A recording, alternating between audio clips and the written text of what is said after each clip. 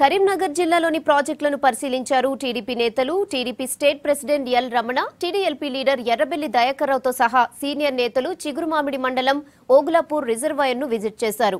Reservoir విషయం తేల్చే వరకు అసెంబ్లీ సమావేశాలను నడవనిచ్చేది లేదని ఎర్రబెల్లి దయాకర్రావు చెప్పారు. ఓగులాపూర్ రిజర్వాయర్ను రద్దు చేయడానికి ఇది కేసీఆర్ జాగీరు కాదని అన్నారు.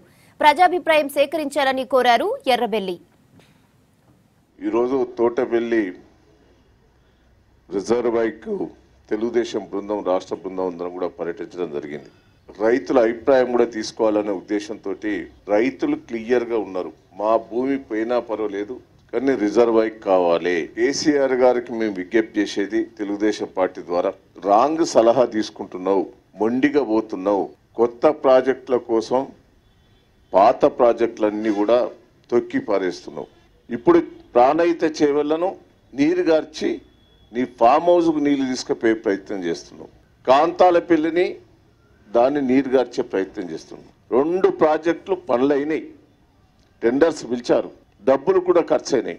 అది నీ స్వార్థమా, మీ అల్లుడు హరీష్ రావు గారి స్వార్థమా అర్థమైతలేదు. ఆల్ పార్టీస్ మీటింగ్ పెట్టు, రైతు సంఘాలతో మాట్లాడు, వాళ్ళందరినీ కూసబెట్టు. ఈ ప్రాజెక్టు మంచిది కాదు, నువ్వు చేసే ప్రాజెక్టులన్నీ మంచి అని చెప్పాను.